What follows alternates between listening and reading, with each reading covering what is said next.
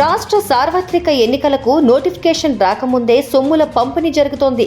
అధికార వైకాపా ఈ విషయంలో ముందుంది. ఎన్నికల్లో ఖచ్చితంగా పోటీ చేసే వైకాపా అభ్యర్థులు ఇంటికింత అని ముందుగా టోకెన్ అడ్వాన్స్ పంచుతున్నారు. ముఖ్యంగా వెనుకబడిన రాయలసీమ, ఉత్తరాంధ్రలో ఈ పంచుడు కార్యక్రమం మొదలైంది. ముందుగా ఒక్కో ఇంటికి 10,000 చొప్పున పంచుకుంటూ పోతున్నారు. ముందుగా తమకు అనుకూలంగా ఓటు వేస్తారని భావిస్తున్న వారికి సొమ్ములు పంచుతున్నారు.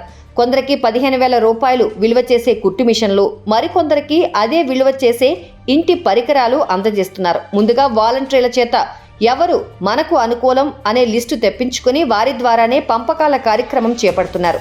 ప్రతి ఇంటికి వెళ్లి వారి ఆధార్ కార్డ్ జెరాక్స్ తీసుకుని ఆ ఇంటిలో ఎన్ని ఓట్లు ఉన్నాయో తేల్చుకుని వారికి నగదు రూపేణా పంపకాలు చేపడుతున్నారు. నగదు వద్దన్న వారికి అదే విలువ కలిగిన వస్తువులను పంపిణీ చేస్తున్నారు. విజయవాడ తూర్పు, పశ్చిమ, గుంటూరు టు వినుకొండ, నరసరావుపేట, మాచర్ల తదితర నియోజకవర్గాల్లో కొన్ని ప్రాంతాల్లో ఇంటింటికి కుట్టు మిషన్లు పంచుతామని ప్రచారం ప్రారంభించారు. దీనిలో భాగంగా వాలంటీర్ల చేత ఆయా ఇళ్లలోని మహిళల ఆధార్ కార్డులను తీసుకుంటున్నారు. వారికి ప్రభుత్వం కుట్టు మిషన్లు ఇస్తుందని తీసుకోవాలని కోరుతున్నారు. కాగా మరికొన్ని ప్రాంతాల్లో ఓట్లు ఎక్కువగా ఉన్న ఇళ్లలోని వారికి ఏసీలు ఇస్తామని చెబుతున్నారు. ఇంటికి 5 కానీ 6 కానీ ఓట్లుంటే ఏసీలు ఇస్తామంటూ ఊరిస్తున్నారు. రాష్ట్రం మొత్తం మీద ఇదే విధంగా పంపిణీ కార్యక్రమాలు జోరందుకున్నాయి. ఒక్కో ఓటుకు గరిష్టంగా 5,000 చొప్పున ఇవ్వాలని అధికార పార్టీ నిర్ణయించుకొని ఆ మేరకు పంపకాలు చేపడుతుంది. తమ భవిష్యత్ ఈ ఎన్నికలపై ఆధారపడి ఉందని, ఒకవేళ ఓడిపోతే రాజకీయంగా, వ్యక్తిగతంగా గడ్డు సమస్యలు ఎదుర్కోవాల్సి వస్తుందనే భావనతో ఎంత సొమ్మైనా వెచ్చించడానికి వీరు సిద్ధపడుతున్నారు. నియోజకవర్గానికి సగటున 2 లక్షల ఓట్లు ఉంటాయి.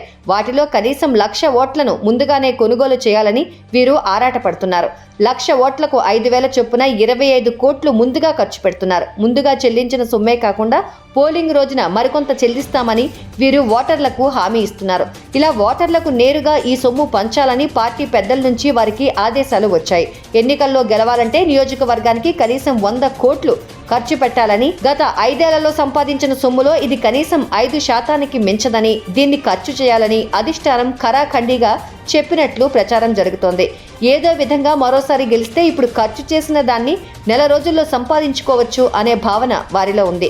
ప్రభుత్వ వ్యతిరేకతను తీవ్రంగా ఎదుర్కొంటున్న గుంటూరు, కృష్ణా, పశ్చిమ గోదావరి, తూర్పు గోదావరి, విశాఖపట్నం, ప్రకాశం, నెల్లూరు జిల్లాల్లో ఈ ఓట్ల కొనుగోలు పథకం జోరుగా సాగుతోంది.